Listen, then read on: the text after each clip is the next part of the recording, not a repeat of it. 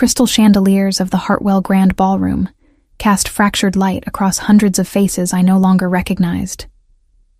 My fingers trembled as I adjusted the empire waist dress I'd chosen specifically to conceal the 7-month curve of my belly, the deep emerald fabric pooling around my swollen ankles in a way that might have looked elegant if I weren't so achingly aware of how much I'd changed. The charity gala hummed with the particular frequency of old money and older secrets, a world I'd once moved through with Julian's hand at the small of my back when I believed love meant being seen. Now I preferred invisibility. I pressed closer to the marble column near the silent auction tables. My sketchbook clutched against my chest like armor. Attending tonight had been Mira's idea. You can't hide forever, Serena. Your illustrations are featured in half these donors' homes. Show your face, make connections, leave before anyone asks questions. Sound advice from my best friend, who'd held my hair back during morning sickness and never once asked me to name the father. But Mira didn't understand that some ghosts couldn't be outrun, especially not in a room where Julian's family crest hung above the bar in hammered gold. The baby kicked, a sharp jab beneath my ribs that made me gasp softly. I placed my palm over the spot, feeling her settle.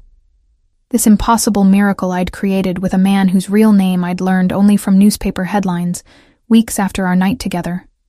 Nikolai Machado, the Shadow King of the Underworld. The article had included a grainy photo of him leaving a courthouse, his face all hard angles and controlled fury. So different from the man who'd traced my tears with calloused thumbs and whispered Russian endearments I still didn't understand.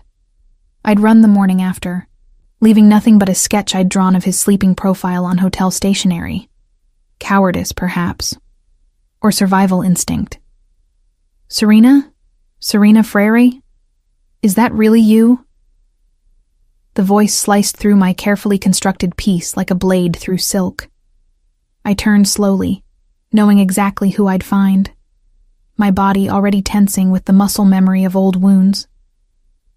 Julian stood 3 feet away, champagne flute dangling from fingers that had once promised me forever, his tailored tuxedo emphasizing the athletic build he maintained through personal trainers I'd never been able to afford. Beside him, a woman in crimson silk pressed against his side with the confidence of legitimacy, her diamond engagement ring catching the light in a way my simple band never had. Julian. My voice came out steadier than I felt, years of swallowing pain finally serving some purpose. It's been a while. 8 months. His smile didn't reach his eyes. Those pale blue depths I'd once found captivating now, just cold. You've been scarce. His gaze traveled down my body with the practiced assessment of someone cataloging damage, and I saw the exact moment he registered the changes. The fuller face, the softer edges, the strategic draping of my dress. Life's been treating you differently, I see. The woman at his side tittered, a sound like breaking glass. Jules, darling, who's this? An old friend. He emphasized the word with surgical precision, erasing 2 years of shared meals and whispered futures with clinical efficiency.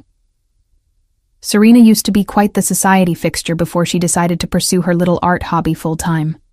We were close once, weren't we, Serena? I felt rather than saw the small crowd beginning to gather, drawn by the particular cruelty in Julian's tone like sharks to blood and water. My cheeks burned, but I forced myself to meet his gaze.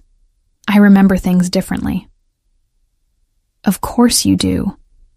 He laughed, and several people nearby joined in, that pack mentality of the wealthy when they sensed entertainment at someone else's expense. You always had such creative interpretations of reality. That's what makes you good at children's book illustrations, I suppose. Fantasy suits you better than truth ever did. The baby kicked again, harder this time, as if she could sense my distress. I shifted my weight, trying to ease the pressure on my lower back while maintaining some semblance of dignity. Julian's eyes tracked the movement with the focus of a predator who'd spotted weakness. Honestly, though, he continued, his voice rising just enough to ensure our expanding audience caught every word. I barely recognized you. You used to be pretty, Serena. Really striking. Remember how people used to turn their heads when we walked into a room? He gestured vaguely at my face, my body, my existence. What happened? Did you just give up? The words landed like physical blows, each one finding the soft places I'd tried to protect. Around us I heard murmurs, saw phones being subtly angled toward us, capturing my humiliation for social media posterity.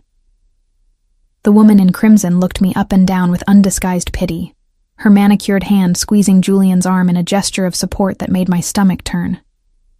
I should have left then, should have turned and walked away with whatever scraps of dignity remained. But something in me, maybe the hormones, maybe the accumulated weight of 7 months of hiding, maybe the memory of a night when someone had looked at me like I was the most beautiful thing in the world, refused to crumble. I found better things to care about than your approval, Julian. My hand moved unconsciously to my belly, a protective gesture I realized too late would reveal exactly what those better things were. Some of us grow up. Some of us just grow cruel. His eyes followed my hand, and I watched understanding dawn across his features, followed immediately by malicious glee. Oh, Serena, you're not... He laughed again, louder this time, making sure everyone heard. Is that why you've been hiding? You got yourself knocked up? Who's the father?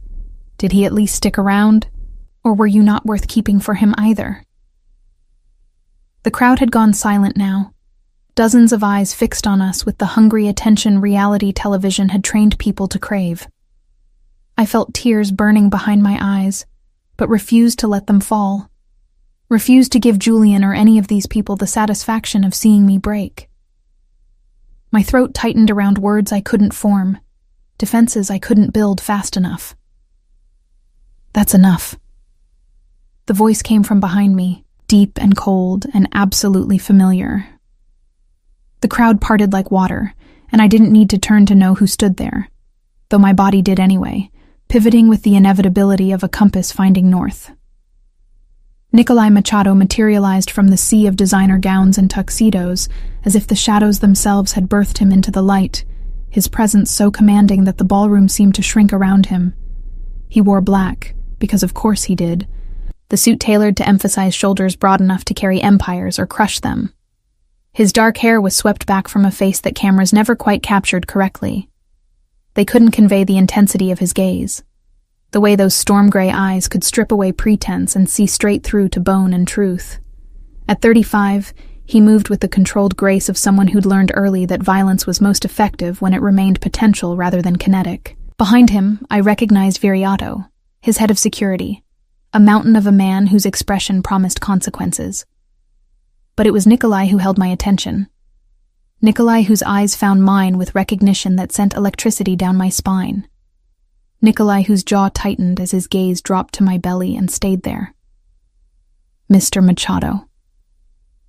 Julian's voice had lost its edge, replaced by the careful neutrality of someone who'd just realized they were standing too close to a cliff. I didn't know you were attending tonight. Nikolai didn't acknowledge him. Instead, he moved to my side, his hand settling at the small of my back with a possessiveness that made my breath catch. His touch was gentle, reverent even, but the message it sent to everyone watching was unmistakable. Mine. Serena. My name in his mouth sounded like a prayer and a claim all at once, his slight Russian accent curling around the syllables.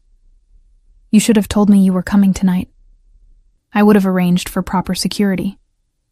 I stared at him, unable to form words. We hadn't spoken since that night 3 months ago, the night I'd fled his hotel room like Cinderella from a very different kind of ball. The night I'd convinced myself that a man like him, dangerous, powerful, moving through worlds I'd never understand, couldn't possibly want the complication of me, let alone the child we'd created. The night I'd been catastrophically wrong.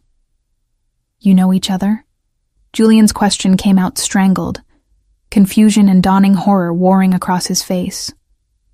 Nikolai's hand moved from my back to my waist, his thumb tracing small circles against the fabric of my dress, in a gesture so intimate it made several onlookers gasp.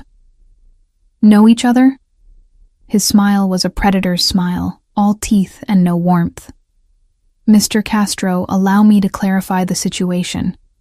This woman, the one you just publicly humiliated, carries my child, which makes your comments not just offensive, but personally insulting to me.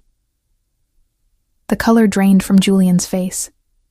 Around us, phones were definitely recording now, capturing the moment Julian Castro learned he'd made an enemy of the most dangerous man in the city. The woman in crimson had already stepped away from him, her survival instincts sharper than her fiancé's. I had no idea, Julian stammered, but Nikolai cut him off with a look that could have frozen fire. You humiliated her because you thought she was alone, unprotected, fair game for your small cruelties. Nikolai's voice remained conversational, which somehow made it more terrifying. Men like you only show courage when you believe there will be no consequences. But there are always consequences, Mr. Castro. Always. He turned to me then, his expression softening in a way that made my heart stutter. Come, Solnishko. You've wasted enough time in this place. The Russian endearment, little son, fell from his lips with such casual intimacy that fresh whispers erupted around us. I should have questioned him, demanded explanations, refused to be claimed like some prize in a territorial dispute. But the baby kicked again, and Nikolai's hand moved to cover mine where it rested on my belly. And suddenly I was so tired of being strong alone, so exhausted from carrying fear and shame and love for this child without anyone to share the weight. Okay, I whispered, and let him guide me through the crowd. As we moved toward the exit, I heard Julian call my name, heard desperation replace his earlier cruelty. But Nikolai didn't stop, didn't even slow, his hand steady at my waist as Viriato fell into step behind us, a wall of protection between me and the ballroom full of vultures. The November air hit me like a slap when we emerged onto the street, cold enough to make me shiver despite my coat. A black Mercedes idled at the curb, and Nikolai opened the door himself, helping me inside with a care that seemed at odds with everything I'd read about him in those articles. He slid in beside me, and suddenly the spacious back seat felt impossibly small, the scent of his cologne, cedar and something darker, more complex, surrounding me like a memory I'd tried to forget. The car pulled away from the curb smoothly, and I watched the Hartwell Grand Ballroom disappear in the side mirror, along with the last remnants of the life I'd tried to build without him. How did you know I was there? My voice sounded foreign to my own ears, small and uncertain. Nikolai's jaw tightened. I've known where you were for the last 2 months, Serena. Since the day I discovered you'd left my hotel room and vanished like smoke. His eyes found mine in the dim interior. Did you really think I wouldn't look for you? That I wouldn't find you? I faltered, suddenly uncertain of everything I'd convinced myself was true. I thought you wouldn't want a child? His hand found my belly again, palm spreading wide over the curve with a reverence that made tears finally spill down my cheeks. My child? Bože moi, Serena. What kind of man do you think I am? I don't know what kind of man you are, I admitted, the truth raw and painful. I only know what I've read, what people say. And none of it suggested you'd want a kindergarten teacher's daughter in your life, let alone pregnant with your baby. His laugh was harsh, bitter. What people say. What they write in their papers and whisper in their clubs. They know nothing, Solnishko. Nothing that matters. He leaned closer, his hand still on my belly, his eyes searching mine. I have spent 3 months looking for you. 3 months wondering if you were safe, if you needed anything, if our child was healthy. 3 months going slowly mad with not knowing. I was protecting her, I whispered. Protecting us both. From me? From your world. He was silent for a long moment, his thumb tracing gentle circles over my dress. When he spoke again, his voice had gentled. My world is dangerous, yes. But do you know what's more dangerous? Leaving you unprotected in a city full of jackals like Julian Castro. Letting you struggle alone when you carry something precious to me. The car turned onto a tree-lined street I didn't recognize, the houses growing larger and more isolated as we drove. My heart hammered against my ribs. Where are we going? Home, Nikolai said simply. Your apartment is adequate for one person, but not for a pregnant woman in her 3rd trimester. Certainly not for my child. You can't just... I can. His voice was gentle but implacable. I will. You can fight me if you wish, Serena. But know that I will win, because I have resources you cannot imagine and a determination you cannot comprehend. Or... He tilted my chin up with one finger, forcing me to meet his eyes. You can trust that everything I do to protect what's mine. I'm not yours, I said, but even I could hear how weak the protest sounded. His smile was slow, dangerous, infinitely possessive. Aren't you? You've been mine since the moment you let me touch you, Solnishko. Since before that, perhaps. Since you looked at me across that hotel bar with tears in your eyes, and I knew I would destroy anyone who'd put them there. The car stopped in front of a mansion that looked like it had been stolen from a European postcard, all stone and tall windows and manicured grounds. Nikolai exited first, then held out his hand to help me from the car, his grip steady as I navigated the step in my condition. Welcome home, he said, and I realized with dawning certainty that my carefully constructed life of hiding had just ended. Whether that was salvation or destruction, only time would tell. The mansion swallowed me whole. That's how it felt as Nikolai guided me through doors that whispered open on well-oiled hinges, past rooms larger than my entire apartment, up a sweeping staircase of dark wood and wrought iron that curved like a question mark toward the 2nd floor. His hand never left the small of my back, that possessive touch both steadying and unnerving, a constant reminder that I'd somehow stepped from my carefully controlled world into his. A world where men like Julian Castro paled at the mention of a name, where security cameras tracked our progress through hallways lined with art I recognized from museum catalogs.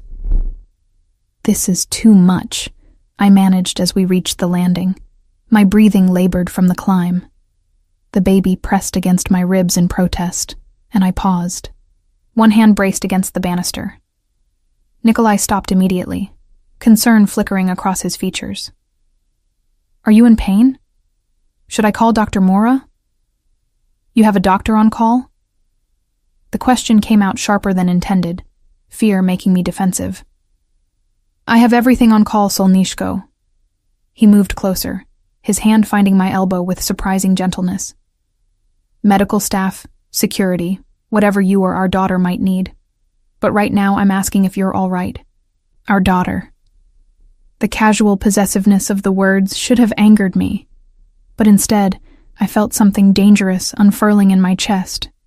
Relief, maybe, or the seductive promise of not being alone anymore.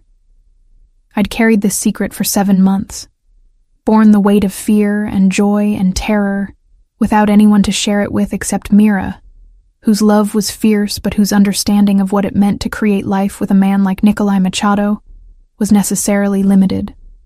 I'm fine, I said, which was only partially true. Just tired, and confused, and honestly terrified of whatever this is. I gestured vaguely at the opulence surrounding us, at him, at the impossible situation we'd found ourselves in. His jaw tightened, that muscle I'd sketched from memory 100 times ticking with suppressed emotion. Let me show you to your room. We can talk after you've rested. Your room, not our room. The distinction settled something anxious in my chest, even as it created a new kind of uncertainty. What exactly did Nikolai expect from this arrangement? What did I want him to expect? He led me down a hallway where soft lighting created pools of shadow and gold, past closed doors that hinted at mysteries I wasn't ready to explore. At the end of the corridor, he opened a door to reveal a suite that made my breath catch. Floor-to-ceiling windows overlooked gardens silvered by moonlight, while inside, a massive bed draped in cream and gray linens dominated the space. But it was the corner that made tears prick my eyes again. A rocking chair positioned near the windows, and beside it, a bassinet carved from dark wood with such intricate detail it could only have been custom-made. When? The word came out broken. 2 weeks ago. Nikolai moved to the bassinet, his large hand trailing over the carved roses that decorated its sides. When I finally confirmed your location. I had everything prepared, hoping that when I brought you home, you would stay.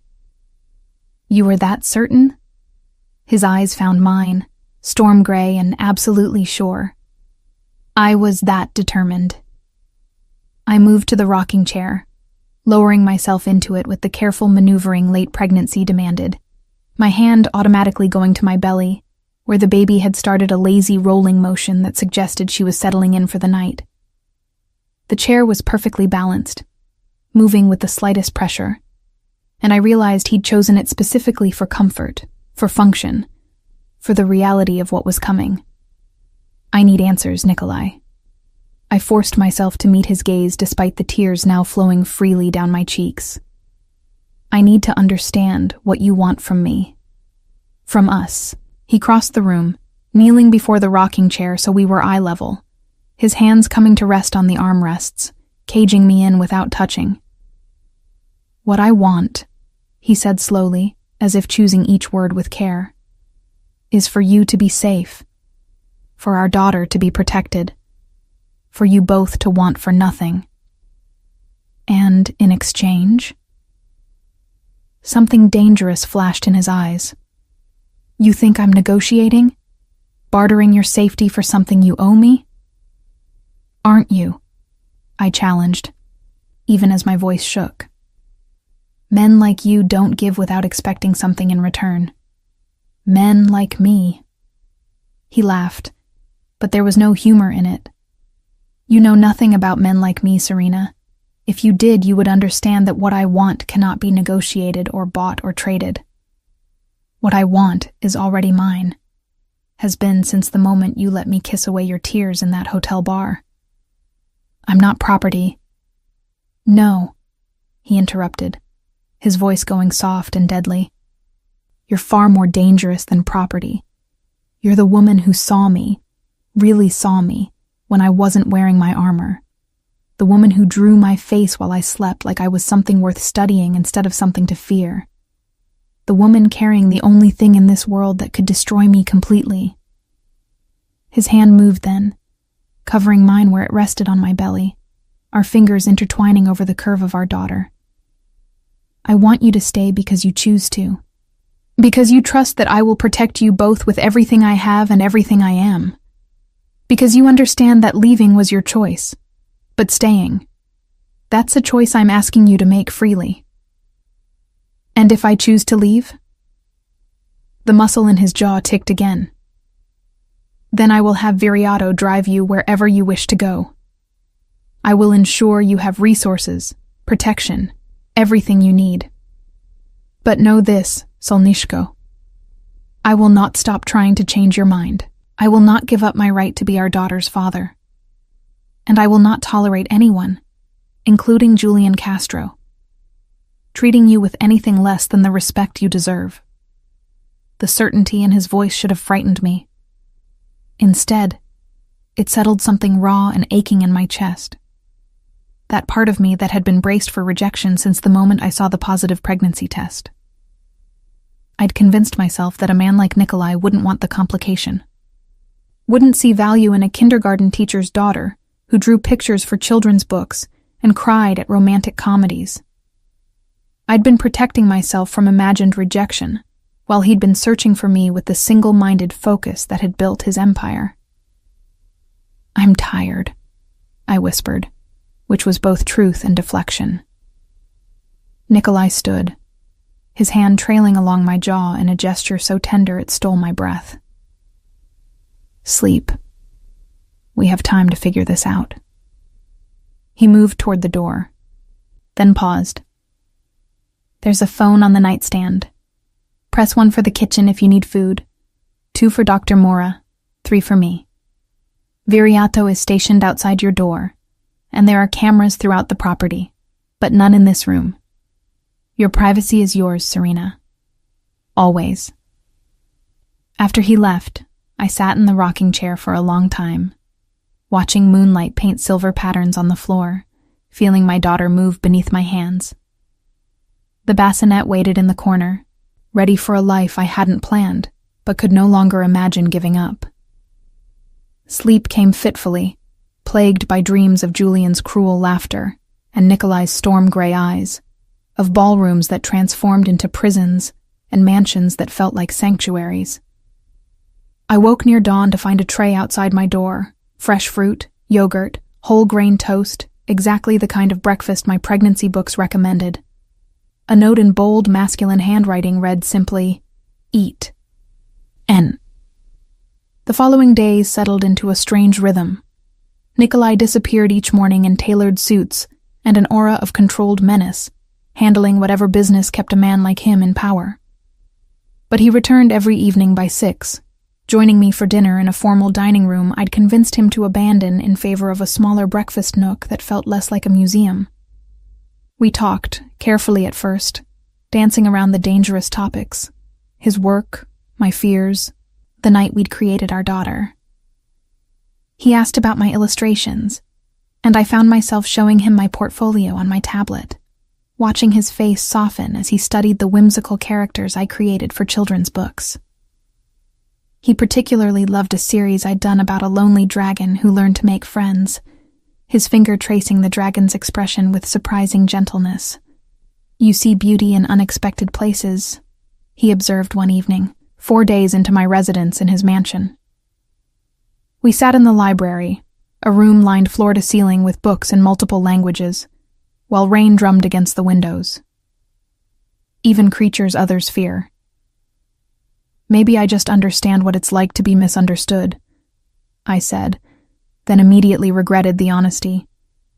But Nikolai only smiled, that rare, genuine expression that transformed his face from austere to almost beautiful. "Is that what you think? That I'm misunderstood? I think you're more complicated than the newspapers suggest." "The newspapers know nothing," he said, echoing his words from the car. "They report what I allow them to see: the mergers, the acquisitions, the occasional scandal. They don't report the truth." "Which is?" He was quiet for a long moment, his eyes fixed on the rain-streaked windows. When he spoke, his voice carried a weight I'd never heard before. "That everything I built, every empire I claimed, every enemy I destroyed, it was all to ensure that no one could ever make me powerless again. That no one could take what matters to me." "What happened?" "My father was a good man in a bad world. He tried to run an honest shipping business in a city controlled by corrupt officials and criminal syndicates.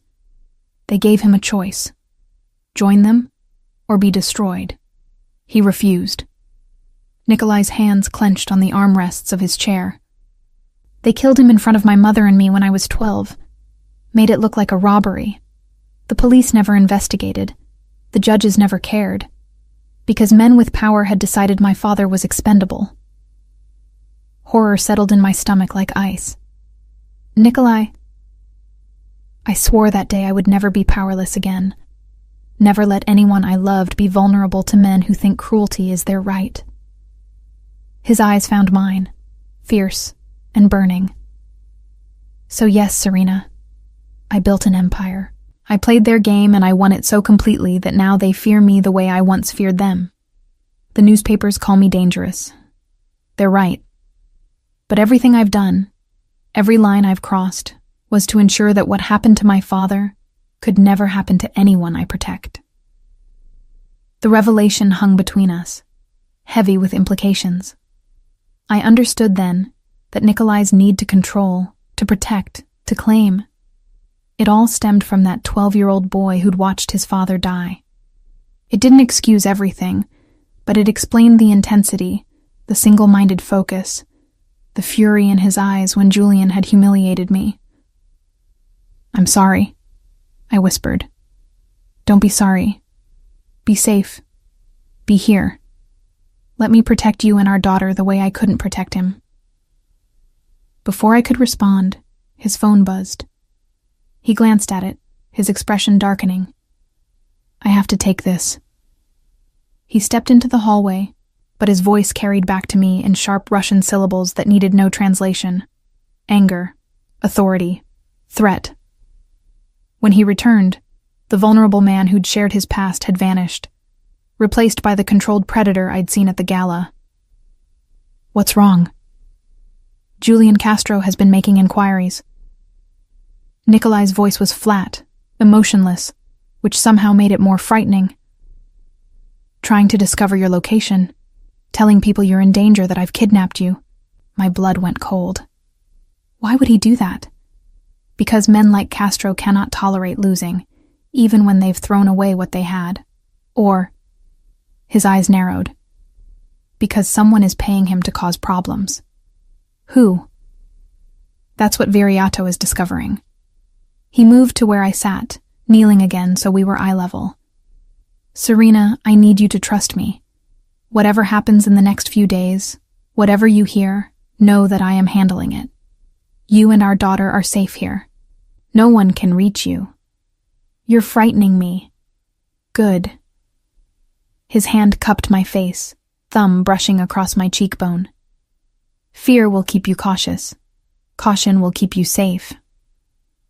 That night, I woke to voices in the hallway, Nikolai's controlled baritone and another man's urgent tones. I crept to the door, pressing my ear against the wood.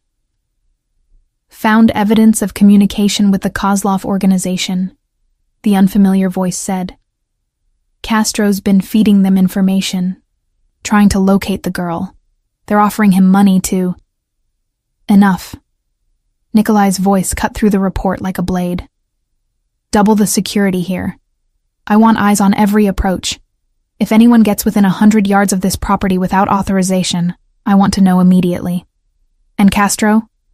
Leave him to me." The footsteps retreated, but I heard Nikolai remain in the hallway, his presence a tangible weight even through the door. After a moment he spoke, his voice carrying clearly in the silence. "I know you're awake, Solnishko. I can hear your breathing change." I opened the door to find him leaning against the opposite wall, still in the clothes he'd worn to dinner, though his tie was loosened and the top buttons of his shirt undone. In the dim hallway lighting, he looked younger, more vulnerable, the weight he carried visible in the tension of his shoulders. "The Kozlov organization," I said. "Should I know that name?" "No, and if I have my way, you never will." He pushed off the wall, moving closer. "They're rivals, dangerous people who would use you to get to me if they could. But they can't, Serena. Because you're here, and this house is a fortress, and I will burn this city to ash before I let anyone harm you." The intensity in his voice made me shiver, but not entirely from fear. There was something almost intoxicating about being claimed so completely, about being the focus of such absolute determination. It should have terrified me. Instead, I found myself taking a step closer. "Why me?" The question emerged raw, vulnerable. You could have any woman. Why fixate on someone you spent one night with? His laugh was low, almost pained. "You think I chose this? Chose to be consumed by a woman who left me with nothing but a sketch and questions I couldn't answer?" He closed the distance between us, his hands framing my face with devastating gentleness. "I fought it, Serena. For weeks after you left, I told myself you were just another night, another temporary comfort. But then I would find your drawing, or catch your scent on my pillow, or close my eyes and see the way you looked at me. Really looked at me. Like I was a man instead of a monster." His forehead touched mine, his breath warm against my lips. "And when I discovered you were pregnant, When Viriato finally tracked you down and I saw the proof that you carried my child. His voice broke slightly. It wasn't a choice anymore, Solnishko. It was inevitability. I'm still afraid, I whispered. I know. But fear and trust are not mutually exclusive. You can be afraid of my world while trusting that I will keep you safe within it. Before I could respond, before I could close the last inch between us or retreat to safety, my phone buzzed from inside my room. We both froze. At nearly 2 a.m, no one should be calling except... Mira, I said, rushing to answer. My best friend's voice came through panicked and breathless. Serena, oh God, I'm so sorry. Someone broke into my apartment. They were looking for you. They had a photo. They kept asking where you were, if you'd told me anything. Are you hurt? I demanded, Nikolai already moving, his phone to his ear, rapid Russian filling the room. No. I locked myself in the bathroom and called 911. They left when they heard the sirens. But Serena, they knew about the baby. They said... Her voice dropped to a whisper. They said they had buyers who would pay well for the child of Nikolai Machado. The phone slipped from my numb fingers. Nikolai caught it, spoke briefly to Mira in a tone that managed to be both commanding and reassuring, then ended the call. When he looked at me, his eyes held a fury that should have terrified me. This ends now, he said quietly. Tomorrow, I'm dealing with Castro and the Kozlovs both. But tonight, you're moving to the master suite. My room, where I can protect you personally. Nikolai, this is not negotiable, Serena. He pulled me against him, his hand cradling the back of my head, my swollen belly pressed between us. They know about our daughter. They're willing to hurt people close to you to get to me. The only place you're truly safe is where I can see you, touch you, know with absolute certainty that you're protected. I should have argued, should have insisted on maintaining boundaries, on protecting what remained of my independence. But Mira's terrified voice echoed in my head, and the baby kicked hard against my ribs as if in agreement, and suddenly I was so tired of being strong alone. Okay, I whispered against his chest, breathing in cedar and dark spices and the unique scent that was purely him. Okay. He lifted me then, cradling me against his chest with a gentleness that belied his strength, carrying me down the hallway to a door I'd never entered. The master suite was dark and masculine, all deep colors and heavy furniture, but the bed looked impossibly soft, and when he laid me down on it, the mattress conformed to my aching back like it had been designed specifically for my comfort. Sleep, he commanded, pulling a blanket over me. I have calls to make, arrangements to finalize. By morning, Castro and the Kozlovs will understand the cost of threatening what's mine. He moved toward a desk in the corner, but I caught his hand. Will you hurt Julian? Nikolai's smile was cold, predatory, utterly without mercy. Not physically, that would be too kind. By the time I'm finished, he'll wish I had simply killed him. The promise should have horrified me. Instead, I found myself thinking of Julian's cruel laughter, his public humiliation, his willingness to endanger me and my child for money or revenge or whatever motivated his current choices. Good, I said, and meant it. Something flickered in Nikolai's eyes. Approval, perhaps, or recognition. He brought my hand to his lips, pressing a kiss to my knuckles. Sleep, Solnishko. When you wake, you'll be safer than you've ever been. I drifted off to the sound of his voice on the phone, speaking in Russian that rose and fell like a dangerous symphony, making plans I didn't understand for outcomes I could only imagine. And for the first time in 7 months, I slept without dreaming of running. Morning arrived with pale winter sunlight, and the realization that I'd slept more deeply than I had in months. Nikolai's scent surrounding me from the pillows, his presence in the room, or just beyond it, a strange comfort I was still learning to accept. I woke to find him seated in an armchair near the windows, laptop balanced on his knees, already dressed in another impeccable suit, though he'd foregone the tie. His eyes found mine immediately, as if he'd been monitoring my breathing even while working.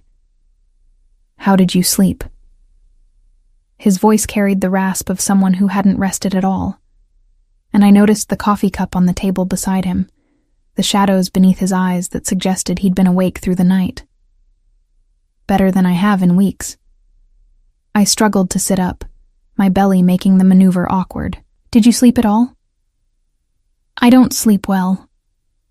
He set the laptop aside, moving to help me, his hands steady on my arms as I finally achieved a semi-upright position. "I never have. Too many years of needing to stay vigilant, I suppose." The admission felt significant, a small crack in his armor. I studied his face, noting the tension around his eyes, the tightness of his jaw that suggested whatever calls he'd made through the night had not gone easily. "What happened? With Julian and the Kozlovs?" Nikolai's expression hardened. "Nothing you need to concern yourself with. They've been dealt with." "Nikolai," he sighed, recognizing the stubborn set of my jaw. "Fine. Julian Castro has been served with multiple lawsuits. Fraud, embezzlement, breach of contract. My legal team spent the night combing through his business dealings and found enough irregularities to keep him occupied for years.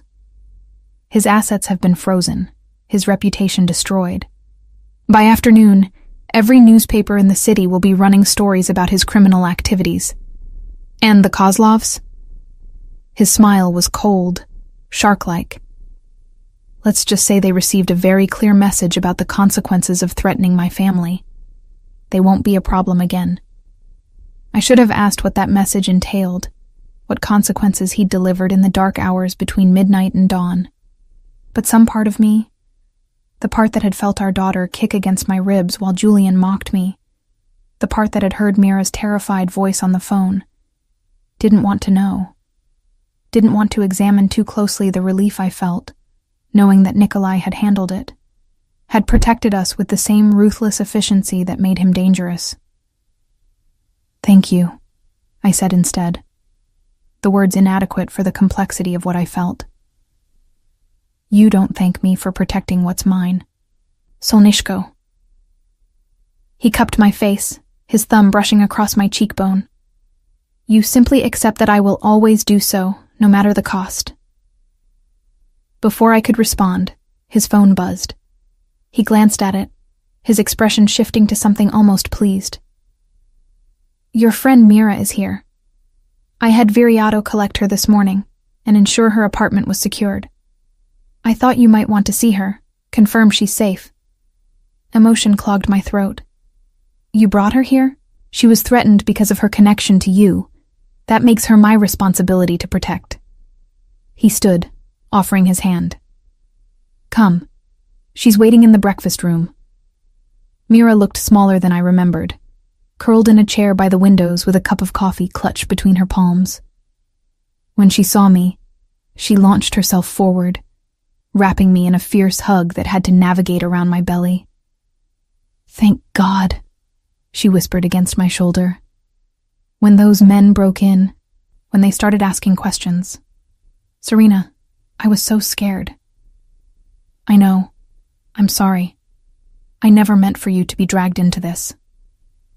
I pulled back, studying her face for signs of harm. "Are you okay? Did they hurt you?" "No.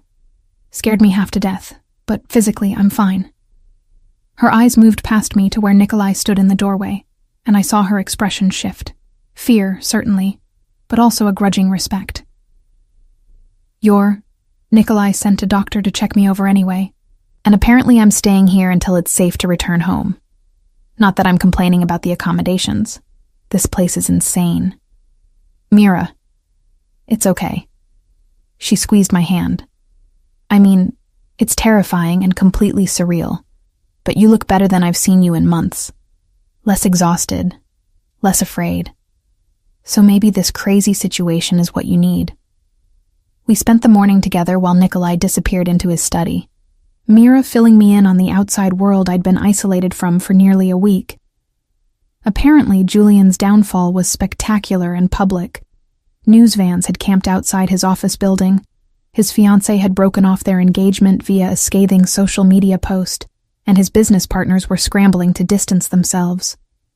"It's brutal," Mira said, though her tone suggested she found it entirely deserved. "But effective. No one's asking about you anymore. They're too busy watching Julian's empire crumble." "Nikolai's work," I acknowledged, the truth settling strangely in my chest. "He protects what's his." Mira's eyes found mine, serious and searching. "Serena, I know this is fast and complicated and probably terrifying. But that man, he looks at you like you're the only thing in the world that matters. I saw it when he sent his men to get me. He was calm, controlled, but there was this intensity when he mentioned your name. Like saying it out loud caused him physical pain. We barely know each other. You're carrying his child. That seems like a significant connection." She paused. "Do you love him?" The question caught me off guard. Did I? I barely knew Nikolai beyond the night we'd shared and the week we'd spent navigating this impossible situation. But I remembered his tenderness that night at the hotel, the way he'd kissed away my tears. I remembered the vulnerability in his voice when he'd told me about his father, the absolute certainty when he'd promised to protect our daughter. "I don't know," I admitted, "but I think I could. That's what terrifies me." Before Mira could respond, Viriato appeared in the doorway.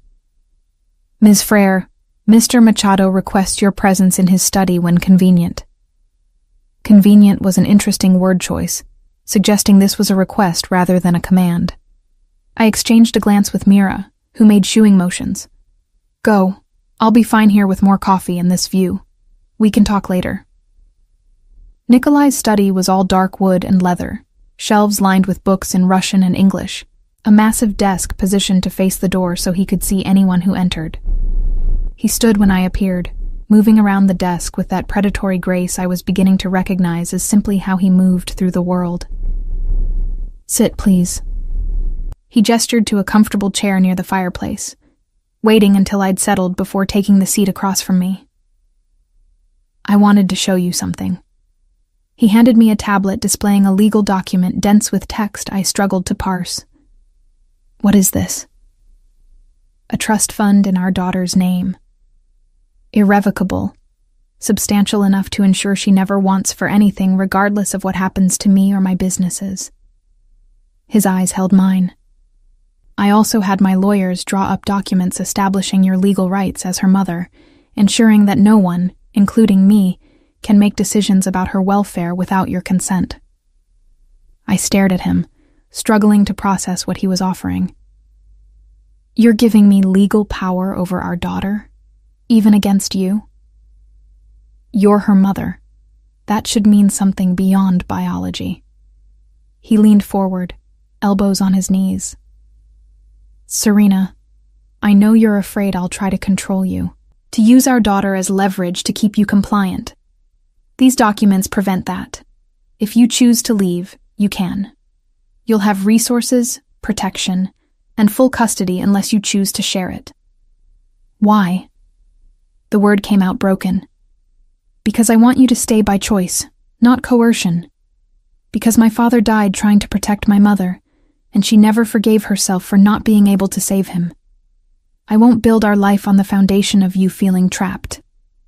Tears blurred my vision as I stared at this complicated, dangerous man, who just handed me the power to destroy him emotionally, while taking away any leverage he might have used to keep me. "What if I do leave? What if I take our daughter and disappear?" Pain flickered across his face, quickly masked. "Then I will spend the rest of my life ensuring you're both safe from a distance. I will hate it. I will probably make your life difficult with my need to protect you. But I won't force you to stay, Solnishko. That's not love. That's possession." The word hung between us, unspoken until now. Love. Was that what this was? This consuming need, this fierce protectiveness, this certainty that had driven him to search for me, to claim me, to destroy anyone who threatened me? Tell me about that night, I said impulsively. At the hotel. What were you doing there? He settled back in his chair, his eyes distant with memory. Drowning my sorrows, ironically. I'd just finalized a deal that should have felt like a victory, but instead left me hollow. I was drinking alone at the bar, contemplating the emptiness of winning when there's no one to share it with, when I saw you. I was a mess that night. You were beautiful. And sad. And when you caught me looking, you smiled. This broken, fragile thing that made me want to destroy whoever had hurt you. His voice softened. I wasn't supposed to approach you. I should have finished my drink and left. But then you were next to me, ordering vodka with tears on your cheeks, and I couldn't walk away. I remembered it differently. Him as the gravitational force, me as the debris pulled into his orbit. But maybe we'd both been drowning that night, reaching for each other in the dark. Julian had just told me he'd been cheating for 6 months with his secretary. I confessed. Called off our engagement at a restaurant full of people. Said I was too boring, too predictable, that he needed someone with more. Fire. I laughed bitterly. Funny how fire looks when you're not the one being burned. I'm glad he left you. Nikolai's voice was fierce. Because it brought you to me. Because our daughter exists. Because I got to know what it feels like to have someone see me as a man instead of a monster. You are a man, I said, understanding dawning. A complicated, dangerous, protective man. But a man nonetheless. He stood, crossing to kneel before my chair the way he had that first night in my room, his hands covering mine where they rested on my belly. I want to ask you something, and I need you to answer honestly. My heart hammered against my ribs. Okay. Do you feel safe here? Not just physically protected, but emotionally safe? Can you imagine building a life in this house, raising our daughter in this world? I looked around the study, at the books and the fireplace, and the windows overlooking gardens where I could imagine a little girl playing. I thought about Mira safe in the breakfast room, about Julian's empire crumbling because he'd threatened me, about Nikolai's exhausted eyes from spending the night protecting what he'd claimed as his. I think so, I said carefully. But I need you to understand that I'm still figuring this out, still learning to trust that this is real and not just some temporary arrangement that will fall apart when the novelty wears off. I'm not a man who does temporary, Serena. His hands tightened on mine. When I commit to something, I see it through. And I've committed to you and our daughter with everything I am. The baby chose that moment to kick, hard enough that Nikolai felt it through my belly. His eyes widened, his expression transforming into something almost childlike in its wonder. She's strong, he murmured. She's your daughter. Of course she's strong. He looked up at me then, and for the first time I saw him completely unguarded, vulnerable, hopeful, terrified in a way that had nothing to do with business rivals or criminal organizations. This was the fear of a man who'd found something precious and couldn't bear to lose it.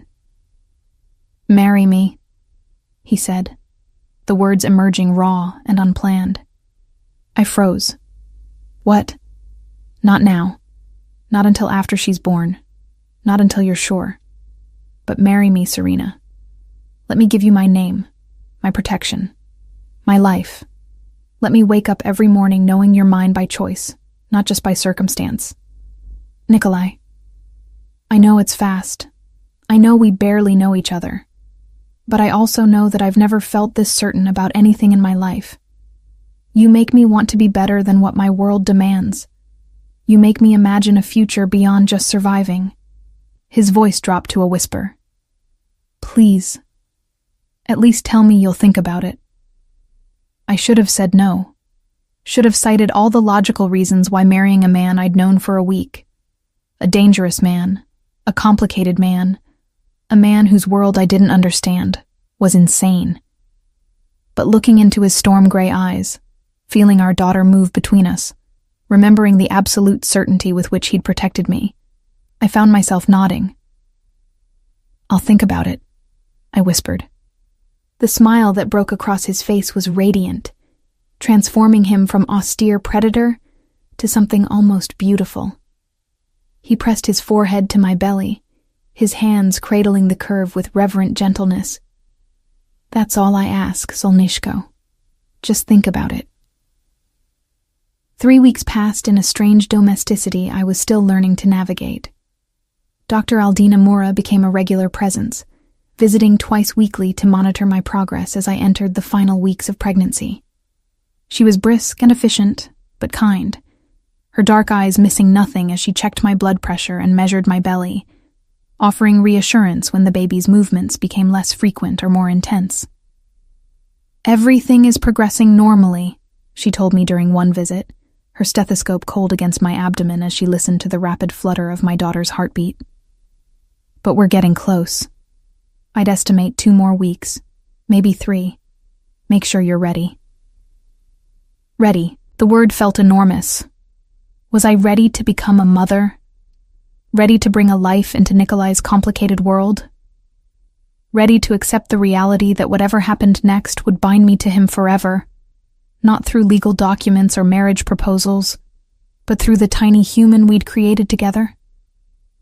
Nikolai, for his part, threw himself into preparation with the same intensity he brought to everything else.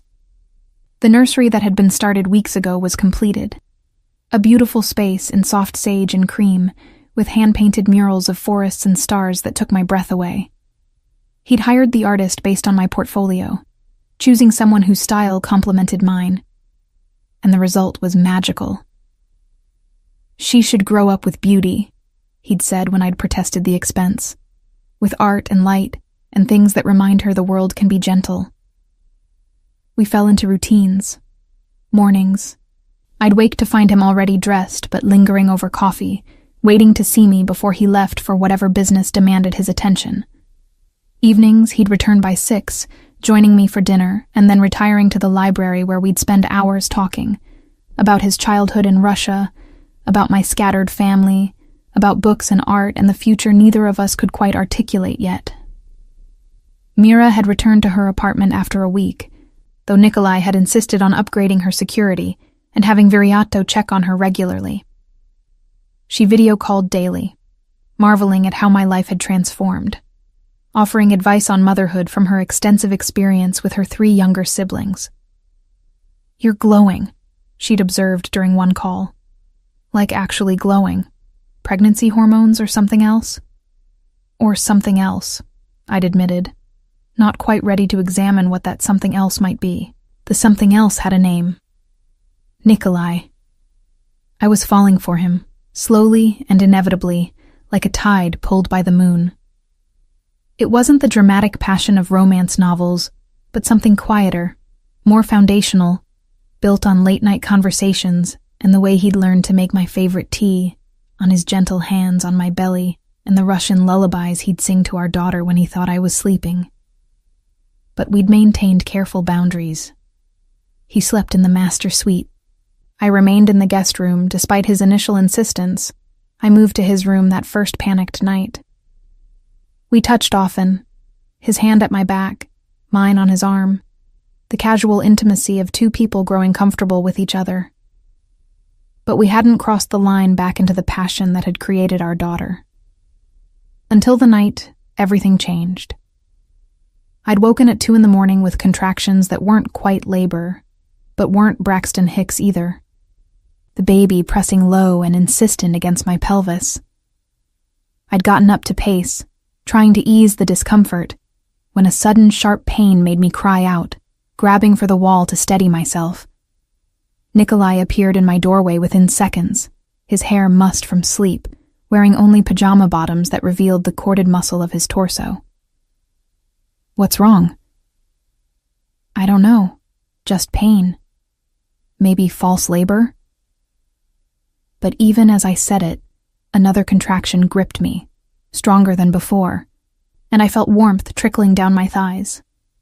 My water had broken. Bože moi. Nikolai was suddenly all action, one arm supporting me while he reached for his phone with the other. Dr. Mora, we need you now. Her water just broke. Yes, I'm certain. He listened for a moment, his arm tightening around me. 20 minutes. We'll be ready. He helped me back to bed, moving with surprising gentleness for someone so large, his hands steady as he helped me out of my wet nightgown and into a robe. It's too early, I managed between contractions. She's not due for 2 more weeks. Babies come when they're ready. His voice was calm, controlled, but I saw the fear flickering in his eyes. The same fear I felt, magnified by his inability to control this, to protect me from the pain and danger of bringing life into the world. Dr. Mora will be here soon. Everything is going to be fine. The next 20 minutes were a blur of activity. Viriato appeared with my hospital bag, which Nikolai had apparently packed weeks ago without telling me. Dr. Mora arrived with a midwife and enough medical equipment to set up a full birthing suite in the master bedroom. Hospital? I managed to ask between increasingly intense contractions. Too risky, Dr. Mora said briskly, already scrubbing her hands. Too many variables we can't control. Here, we have everything we need, and complete security. You're in good hands, Serena.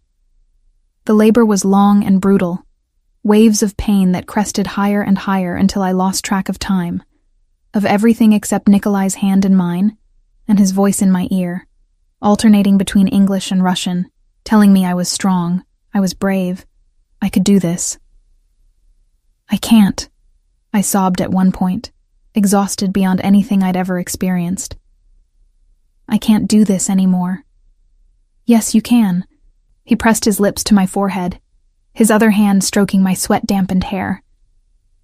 You're the strongest person I know, Solnishko. Just a little longer. Promise me. I grabbed his shirt, pulling him close. If something happens, if you have to choose, save her. Promise me. His face went white. Don't say that.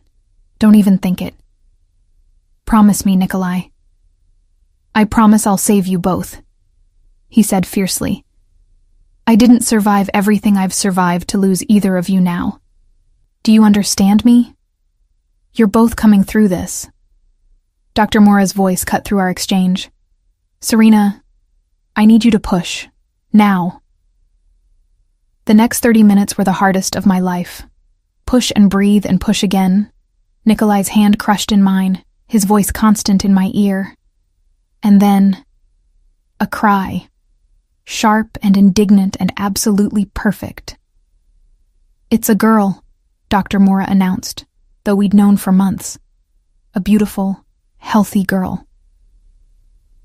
They placed her on my chest, this tiny miracle with dark hair and eyes that struggled to focus, her small fists waving in protest at the sudden cold brightness of the world.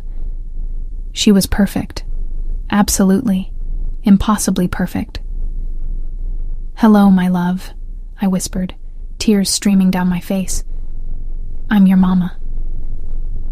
Nikolai's hand shook as he touched her tiny head, his expression a mixture of awe and terror and love so fierce it took my breath away. She's perfect, he breathed. You're perfect. Both of you. Doctor, Mora finished her work, declaring us both healthy despite the early arrival. The midwife helped clean me up and get the baby. Our daughter, who still needed a name, latched for her first feeding. Nikolai never left my side, his eyes tracking our daughter's every movement, like she might disappear if he looked away. When we were finally alone, the first rays of dawn painting the room gold, I looked up at him from where I reclined against the pillows, our daughter asleep against my chest. We need to name her, I said softly. I was thinking Nadezhda, he offered. It means hope in Russian. My mother's name. Nadezhda, I repeated, testing the weight of it. It's beautiful. but maybe something she can use in both worlds? Nadia? His smile was brilliant. Nadia Hope Machado. Perfect. Freire. I corrected automatically. Nadia Hope Freire. Something shifted in his expression. Serena. Unless, I interrupted, the decision crystallizing as I spoke, she could be Nadia Hope Machado Freire. Both of us. Both our names. Both our worlds. He stared at me, understanding dawning. Are you saying... Ask me again, I whispered. Ask me what you asked me 3 weeks ago. Nikolai slid off the bed, kneeling beside it so he was eye level with me and our daughter. His hand shook as he took mine, his storm gray eyes bright with unshed tears. Serena Freire, will you marry me? Will you let me spend the rest of my life trying to deserve you? Will you trust me with your heart the way I'm trusting you with mine? Yes, I said, the word simple and certain. Yes to all of it. He kissed me then, gentle and reverent, tasting of salt from both our tears. When he pulled back, his smile was radiant. When? He asked. After I can walk without waddling, I laughed. After Nadia's old enough to be flower girl at her parents' wedding. After we've had time to really know each other without crisis forcing our hands. I squeezed his fingers. But soon, because I love you, Nikolai Machado. I think I've loved you since that night in the hotel, even though I was too afraid to admit it. I know I've loved you since then, he confessed. Since you looked at me like I was worth drawing instead of fearing. Since you trusted me with your pain. Since you gave me this... He gestured to Nadia. The greatest gift I could ever receive. We stayed like that as dawn broke fully. The three of us in that bubble of new life and new love. The complications of his world temporarily held at bay by the simple miracle of our daughter's first breaths. Nadia was 2 months old when the wedding invitations went out. Elegant cream cardstock with our names embossed in gold, announcing our intention to marry on Valentine's Day in the mansion's gardens. Mira had laughed when I'd shown her the date. Could you be more cliched? She'd teased. But her eyes were warm as she helped me address envelopes to the small list of guests we'd agreed on. Mostly Nikolai's business associates, and the few family members I still spoke to. It's romantic, I'd defended, though secretly I agreed it was a bit much. But Nikolai had suggested it. His eyes soft when he'd said he wanted to marry me on a day dedicated to love. And I'd found myself unable to resist. The past 2 months had been a revelation. Motherhood was harder than I'd imagined. The sleepless nights, the constant worry, the way Nadia's every cry sent my heart racing with panic that something was wrong. But it was also more beautiful. Those moments when she'd smile at me, when her tiny hand would curl around my finger, when Nikolai would sing her those Russian lullabies in the middle of the night, his deep voice soothing her back to sleep. We'd fallen into new routines. Nikolai had reduced his hours, working more from home, his office converted into a space where he could conduct business while remaining close to us. I'd started illustrating again, setting up an easel in the nursery, creating new stories inspired by my daughter, by this life we were building. And we'd grown closer. The careful boundaries we'd maintained dissolving naturally as we navigated parenthood together. He'd moved a second bed into the master suite for me, claiming that nursing in the middle of the night would be easier if I didn't have to walk down the hall. I'd agreed, knowing it was an excuse, but finding I didn't mind. There was comfort in waking to find him nearby, in the whispered conversations we'd have while Nadia nursed, in the intimacy of sharing the chaos of new parenthood. We hadn't resumed the physical relationship that had created Nadia. Dr. Moura had cleared me at my 6-week checkup, but we'd both seemed content to take things slowly, to build our relationship on something more solid than just passion.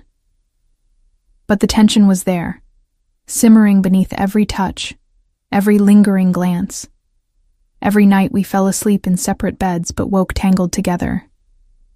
It was Nadia who inadvertently changed things, waking at 3 a.m. with a cry that suggested hunger mixed with general displeasure at the world. I'd struggled out of bed, exhausted from a day of dealing with wedding preparations while she'd decided napping was for other babies, and lifted her from her bassinet. "I know, sweet girl. Mama's here." I settled into the rocking chair, but she fought the latch, arching her back and wailing with the particular fury only an overtired infant could muster. "Let me try." Nikolai appeared beside me, his hair disheveled, shirtless in just his pajama bottoms. He lifted Nadia gently, cradling her against his bare chest and beginning a slow walk around the room, humming one of his Russian lullabies. She quieted almost immediately, her small body relaxing against his skin, her eyes drifting closed. I watched them together, this powerful, dangerous man gentled completely by our daughter, and felt something shift inside me. Love mixed with desire, tenderness with need, the full force of what I'd been holding back crashing over me like a wave. "Nikolai," I whispered. He looked up, Nadia now fully asleep against him, and whatever he saw in my face made his eyes darken. "Serena, make love to me," I said, the words emerging certain and clear. "Not because we're getting married, not because of Nadia, but because I want you, and I love you, and I'm tired of sleeping in separate beds."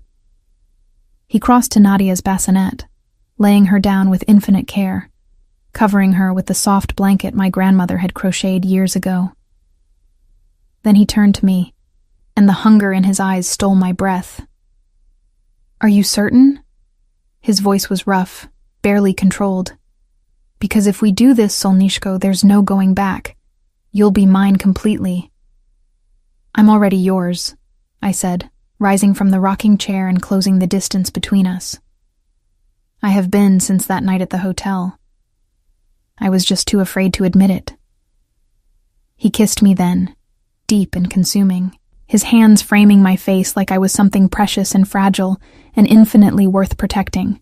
We moved to his bed, our bed, and he took his time, relearning my body with a reverence that made me tremble, showing me with touch and whispered words in Russian exactly how much he'd missed this, missed me, missed the connection we'd built that one night and were now reclaiming. Afterward, we lay tangled together, my head on his chest, his hand tracing lazy patterns on my back. Nadia slept peacefully in her bassinet, the three of us in this bubble of contentment I'd never imagined I'd find. "Tell me something," I murmured, my fingers tracing the scar I'd discovered on his ribs. "Something you've never told anyone else." He was quiet for so long I thought he wouldn't answer. Then, "I was engaged once before, when I was 25. Her name was Yelena. She was from a good family, appropriate in every way." Jealousy spiked through me, sharp and unexpected. "What happened?" "She discovered what I really did, the truth beneath the legitimate businesses, the violence I was willing to employ to protect what was mine. She looked at me with such horror, such disgust, that I ended it that night. I couldn't bear to see that expression every morning for the rest of my life." "And with me?" I asked, needing to understand. "When I found out who you were, did you think I'd look at you that way?" "I knew you already had," he said, his hand stilling on my back. "That night you left. You'd learned my real name somehow, discovered what I was, and you ran. I spent weeks convinced you'd looked at me with that same disgust." "It wasn't disgust," I confessed. "It was fear. Fear that you were too important, too powerful, too everything for someone like me. Fear that I was just another knight to you and I'd already started falling in love." His arms tightened around me. "Never just another knight. Never just anything. Serena, you were always everything." We drifted into sleep like that, wrapped around each other, and woke to Nadia's hungry cries as sunlight painted the room gold. The morning felt different, easier, lighter, as if some final barrier had crumbled and left us free to simply be together, The weeks leading to the wedding passed in a blur of preparations. Mira served as maid of honor, fussing over my dress, a simple ivory gown with lace sleeves and a flowing skirt that accommodated my post-pregnancy body without trying to hide it. Nikolai's best man was Viriato, the stoic security chief who'd proven surprisingly sentimental about the whole affair. "He's been different since you," Viriato confided one afternoon when I'd brought him coffee while he supervised the garden setup. "Lighter, like he remembers how to be happy instead of just surviving. He makes me happy too," I'd said, watching Nikolai through the window as he held Nadia, showing her the roses being arranged for the ceremony. But 2 days before the wedding, the fragile peace we'd built shattered. I'd been napping with Nadia when Nikolai burst into the room, his face tight with controlled fury. "We need to leave. Now." "What? Why?" I struggled to sit up, Nadia waking with a startled cry. "Julian Castro escaped police custody this morning. He's been making threats, claims he has information that could destroy me. My sources say he's hired people to come after you and Nadia." His hand shook as he helped me stand. "Viriato is preparing the safe house. We leave in 10 minutes. Terror seized me. I thought you'd handled him. The lawsuits, the exposed fraud, weren't enough apparently." Nikolai's voice was harsh with self-recrimination. "I should have ensured he was completely neutralized. I was too focused on legal destruction when I should have considered he'd be desperate enough to come after you directly." The safe house was a fortress disguised as a cabin 2 hours north, surrounded by forest, and accessible only by a single guarded road. We spent 3 days there while Nikolai's people searched for Julian. 3 days of mounting tension as wedding preparations were put on hold, and our future hung in the balance. On the 3rd night, Viriato appeared with news. We found him. He was planning to attack the mansion during the wedding, knowing security would be focused on the guests. His expression was grim. But he had help. The Kozlovs again. They'd been supplying him with information, resources. "Where is he now?" Nikolai's voice was deadly calm. "Contained. Waiting for your decision." Nikolai looked at me, and I saw the question in his eyes. What did I want? What level of justice was I comfortable with? "I want him to face consequences," I said slowly. "Real consequences. But I don't want you to become the monster he claims you are. I don't want Nadia to grow up knowing her father killed a man for revenge." Something eased in Nikolai's expression. "Then we do this properly. Legal consequences. I have enough evidence of his conspiracy with the Kozlovs to put him away for years. He'll face trial, imprisonment, complete ruin, but he'll live." "And the Kozlovs?" His smile was cold. "We'll understand very clearly that there are consequences for threatening my family that have nothing to do with killing, but everything to do with destroying their operations completely. By the time I'm finished, they'll wish I'd simply killed them." True to his word, Nikolai orchestrated Julian's downfall with surgical precision. By the end of the week, Julian was in federal custody facing charges of conspiracy, attempted kidnapping, and working with a criminal organization.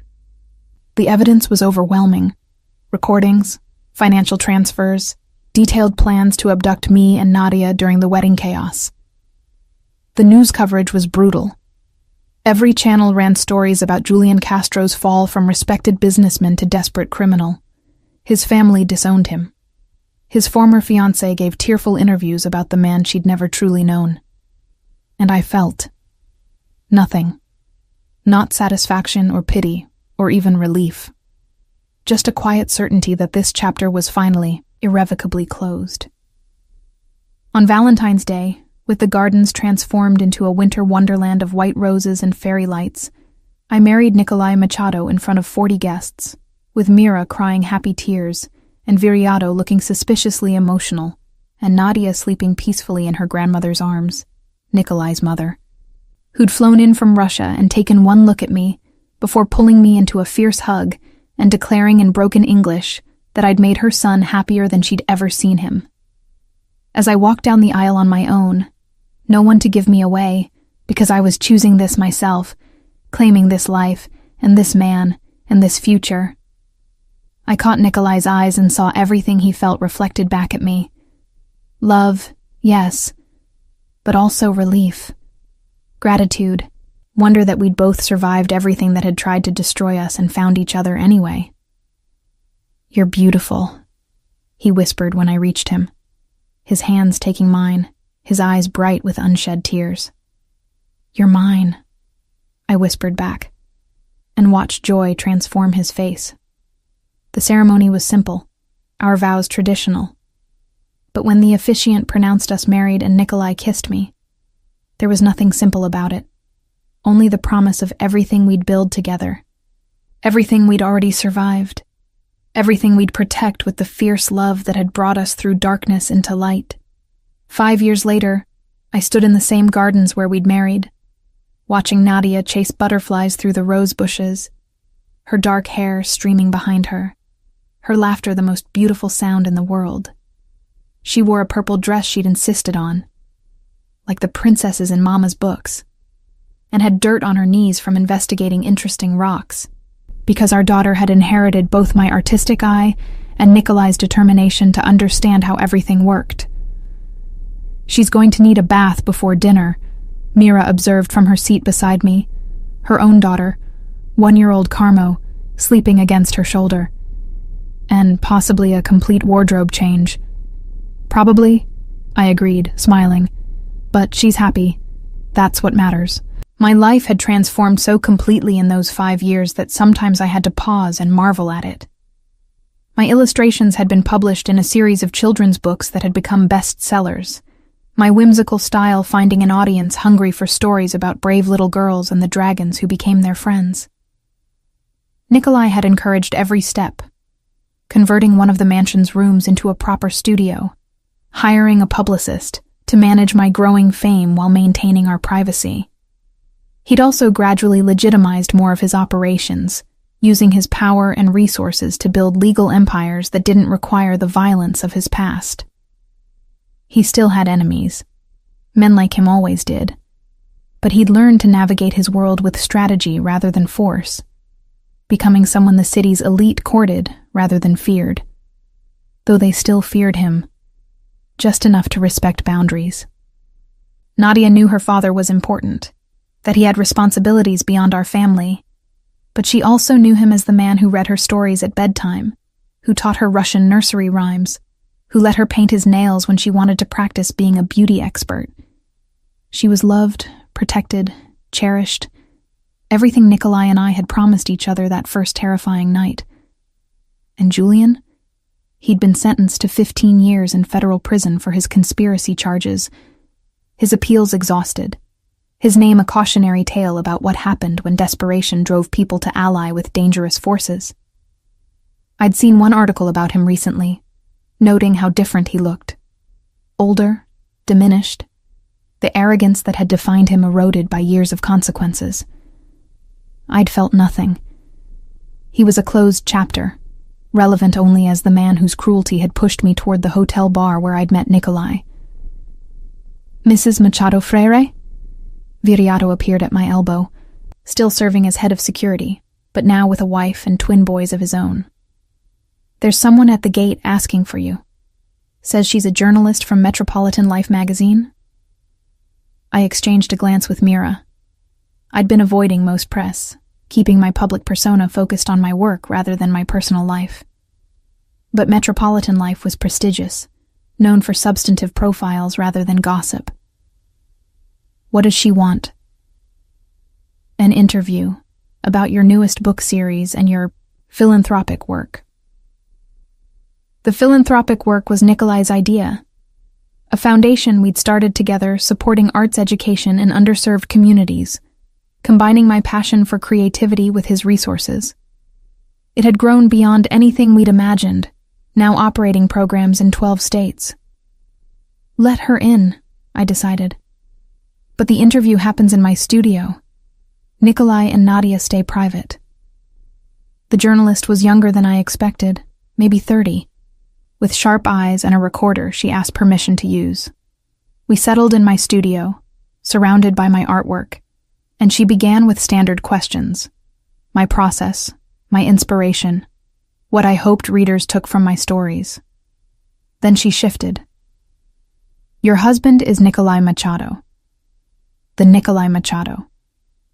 How do you reconcile his reputation with your work creating content for children? I'd expected this, had practiced the answer. My husband is a complicated man who has built legitimate businesses that employ thousands of people. He's also the man who holds our daughter when she has nightmares, who teaches her to be kind and brave and thoughtful. I reconcile it by understanding that people are more than their reputations, more than the worst things they've ever done. And his past, the allegations of criminal activity. Allegations that were never proven in any court of law, I said calmly. My husband has enemies who would like to damage his reputation. But I know the man I married. I know the father raising our daughter, and I trust him completely. She made notes, then looked up. I have to ask, do you know what people say about you? That you used to be engaged to Julian Castro? That he publicly humiliated you at a charity gala? My spine straightened. I do know what people say. I was there, after all, when Julian decided to mock me in front of a ballroom full of people. How did it feel, having your ex-fiancé tell you that you used to be pretty? The memory should have stung. Instead, I smiled, sharp and certain. It felt like watching a small, cruel man reveal exactly who he was to everyone watching.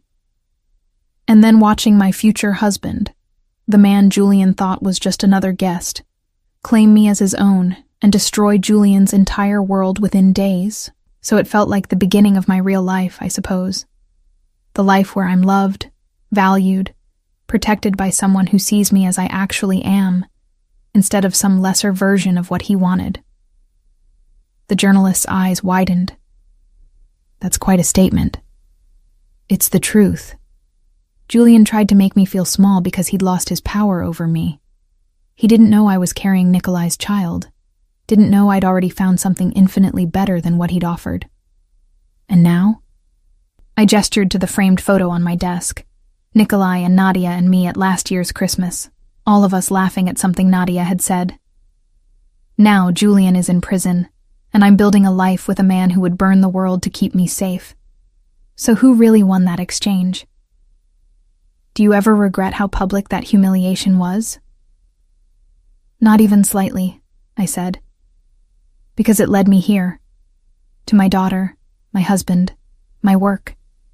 Every terrible moment, every fear, every doubt. It was all necessary to get me to this life. I wouldn't change any of it. After the interview ended and the journalist left, I found Nikolai in the library, Nadia curled against his side as he read her one of my books in Russian, translating as he went.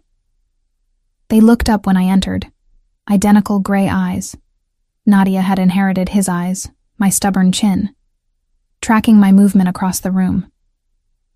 How did it go? Nikolai asked, even as Nadia squirmed free and ran to hug my legs. Mama, Papa was reading the dragon story. Can we have a dragon, Mama? A small one? I lifted her into my arms, breathing in the scent of her shampoo and the dirt she'd acquired exploring. Absolutely not. Dragons are expensive and they hog the bathroom. She giggled, that pure sound of childhood joy, before wiggling to be put down so she could return to her spot beside Nikolai. The interview was fine, I told him, settling on his other side. She asked about us, about Julian, about everything. I told her the truth, which is that I married the right man. That Julian's cruelty was the best thing that ever happened to me, because it pushed me toward you. That I'm grateful for everything, even the hard parts, because they gave me this life. Nikolai's arm came around me, pulling me close. Nadia wedged happily between us as he resumed reading. And in that moment, I understood what contentment truly meant. Not the absence of struggle, but the presence of love so certain, so foundational, that it could weather anything. 6 weeks later, Metropolitan Life published the article. The cover showed me in my studio, surrounded by my artwork, with the headline, Serena Machado Freire, From Humiliation to Triumph, the artist who chose love over fear. Inside, the journalist had captured not just our conversation, but the entire trajectory. Julian's public cruelty, my hidden pregnancy, Nikolai's dramatic claim, our unconventional courtship, the wedding that had dominated society pages. She'd interviewed others too. Mira, who spoke glowingly about our friendship. Viriato, who described Nikolai's transformation. Even Dr. Mura, who confirmed that I'd given birth to a healthy baby girl in the midst of chaos.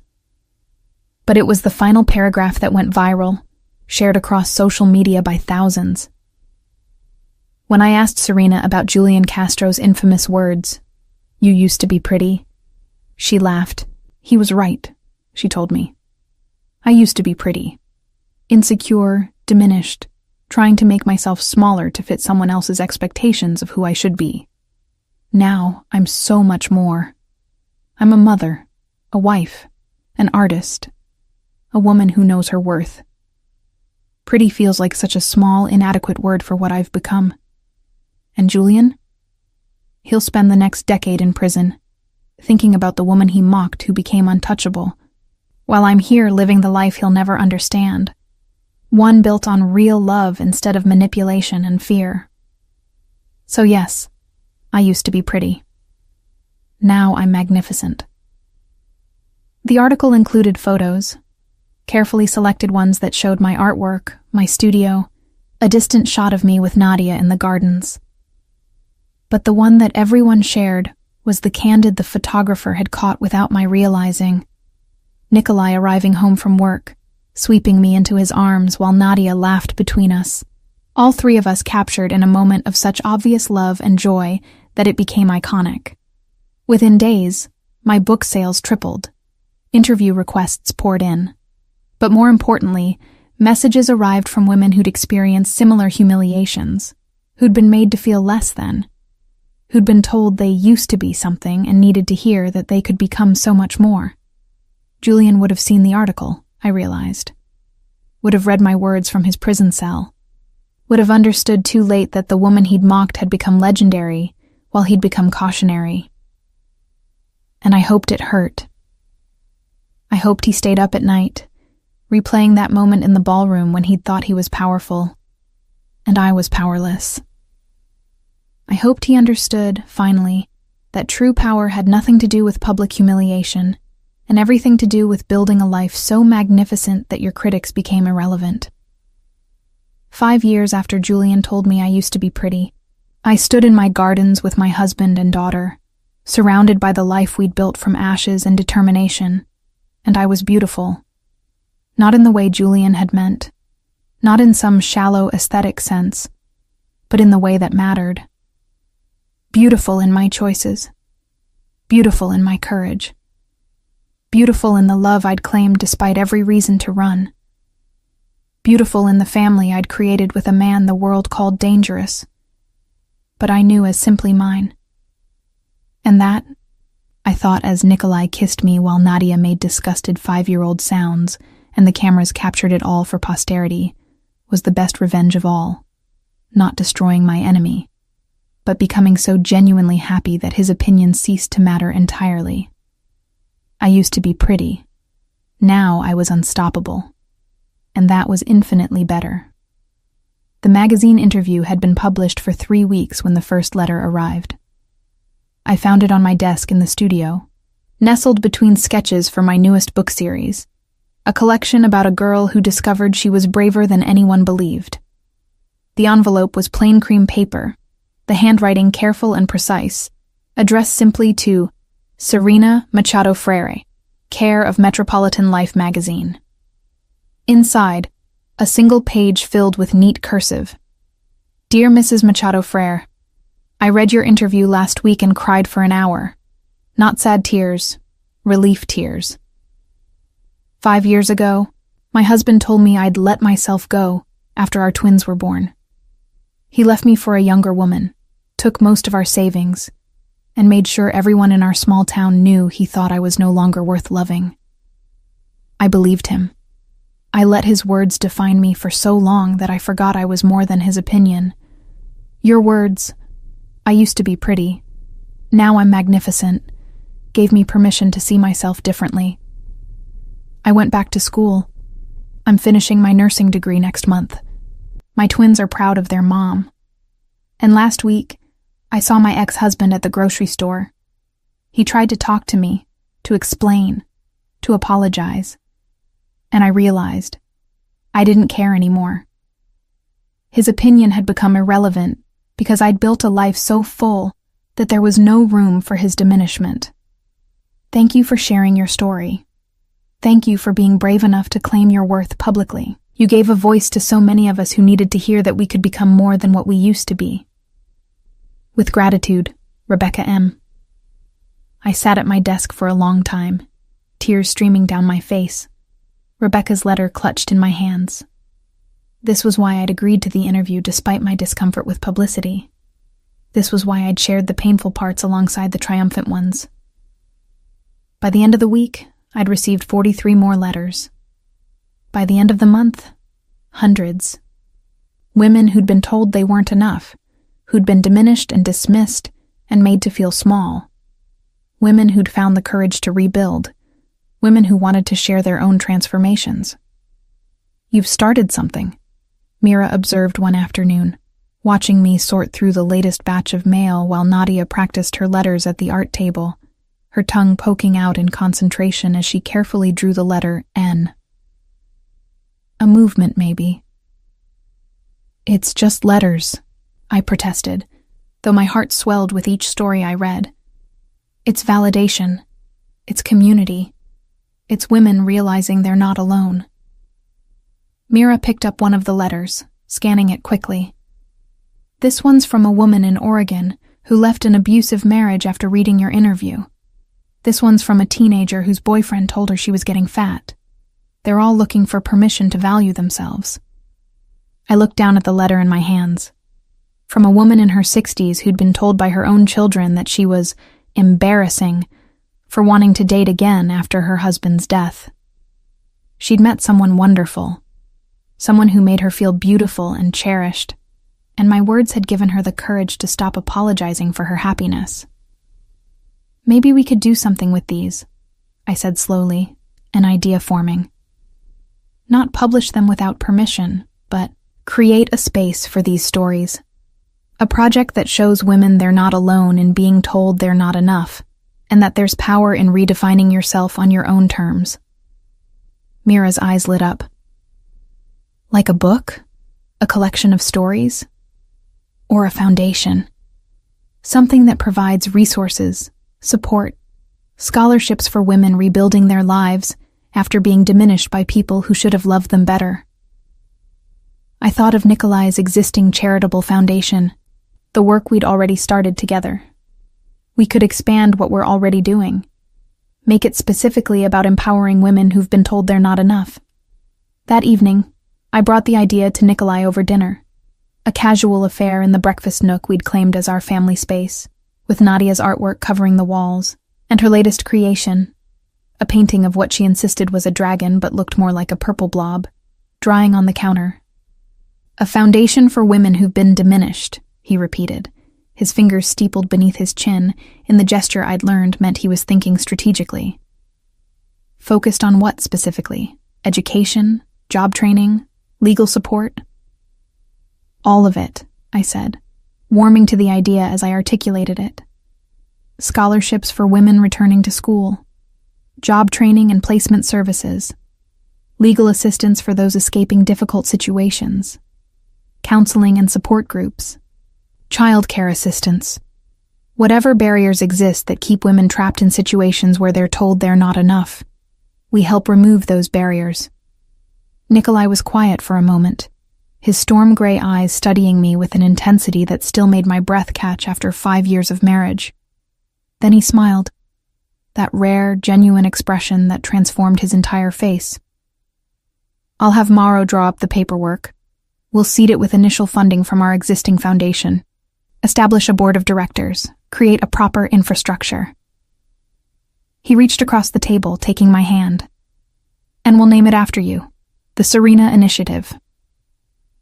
Absolutely not, I protested immediately. This isn't about me. It's about all the women who saw themselves in your story, he interrupted gently, who needed permission to value themselves that you provided. Your name carries weight now, Solnishko. Use it for good. I wanted to argue, but Nadia chose that moment to announce that her dragon was finished, and could we please hang it on the refrigerator immediately, because it was her best work ever. The conversation shifted to 5-year-old artistic ambitions, and whether purple dragons were scarier than green ones, and by the time we'd settled Nadia in bed with her favorite story about the lonely dragon who made friends, I'd almost forgotten about the foundation discussion. But Nikolai hadn't. Over the next 3 months, he worked with his usual relentless efficiency to transform my vague idea into concrete reality. The Serena Initiative was established with an initial endowment that made my head spin, enough to fund operations for years, to help hundreds of women, to create real, lasting change. We assembled a board of directors that included Dr. Aldina Mora, who'd delivered Nadia and understood the vulnerability of women in crisis.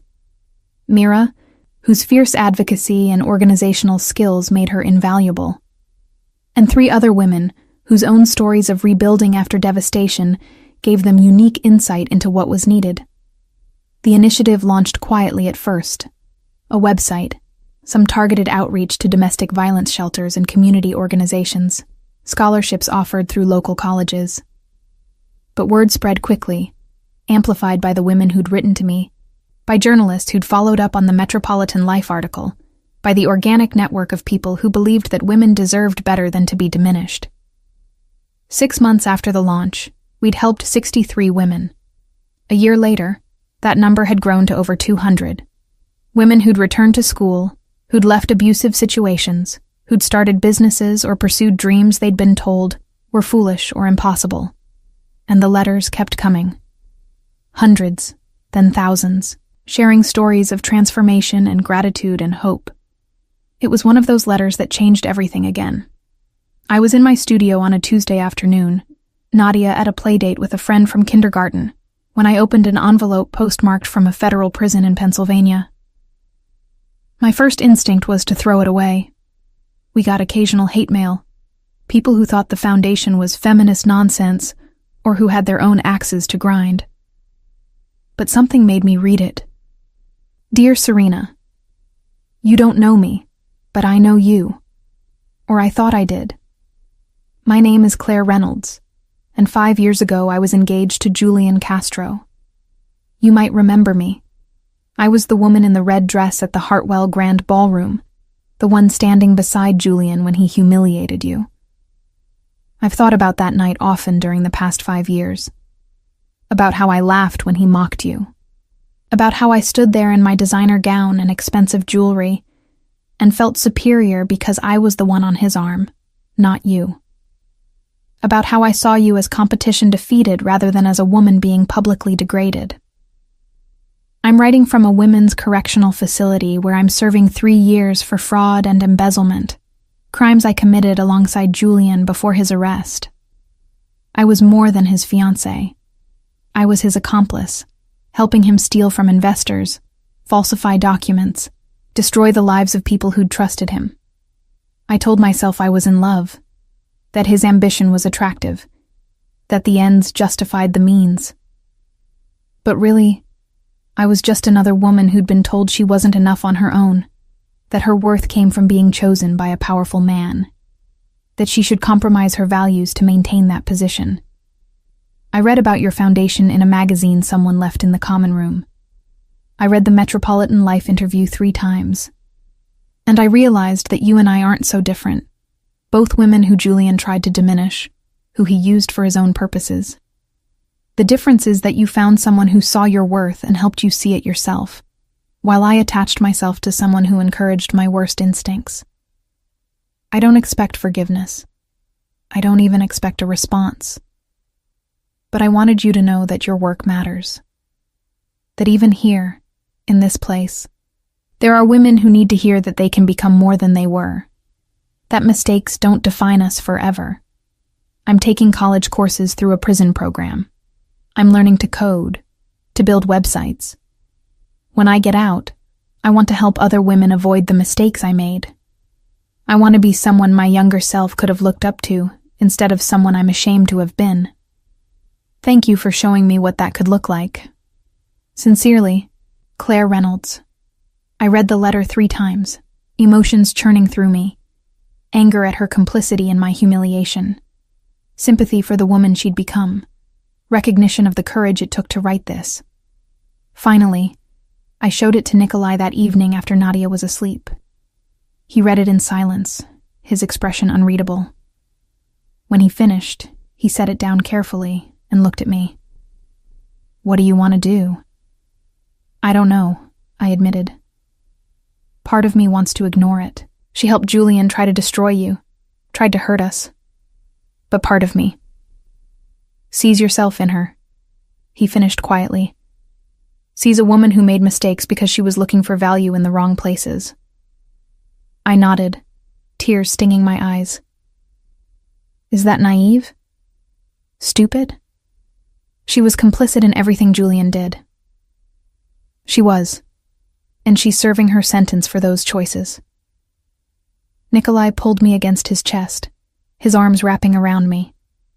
But you're not naive for seeing the possibility of redemption, Solnishko. You're compassionate.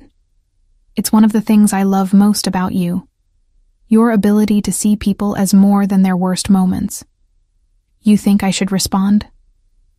I think you should follow your instincts. His hand stroked my hair gently. Whatever you decide, I'll support you. But know this. She's not asking for anything from you. She's not claiming to be a victim. She's taking responsibility and trying to build something better. That matters. After another week of consideration, I wrote back. Not a long letter. Just a brief acknowledgement that I'd received hers, that I wished her well in her rehabilitation, that the Foundation's resources would be available to her upon release if she needed them. I didn't offer friendship or forgiveness, but I offered possibility. Her response came a month later, shorter than the first, but no less impactful. She'd been accepted into an advanced coding program. She'd started a support group in the prison for women working to rebuild their lives. She thanked me for not dismissing her, for seeing potential where she'd only seen shame. We corresponded occasionally after that. Careful, respectful letters that acknowledged our complicated history while focusing on her transformation. And when she was released 2 years later, the Foundation helped place her in a position at a tech company that hired formerly incarcerated individuals, giving her the chance to rebuild that she'd never thought she'd have.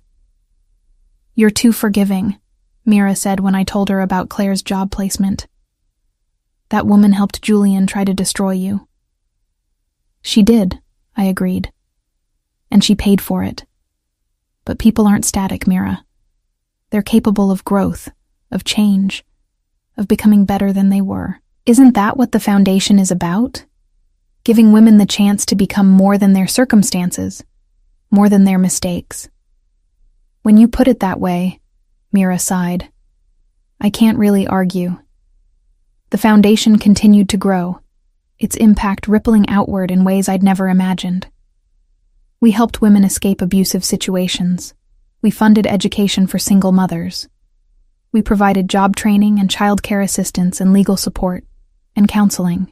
We created a network of women supporting women, sharing resources and stories and strength.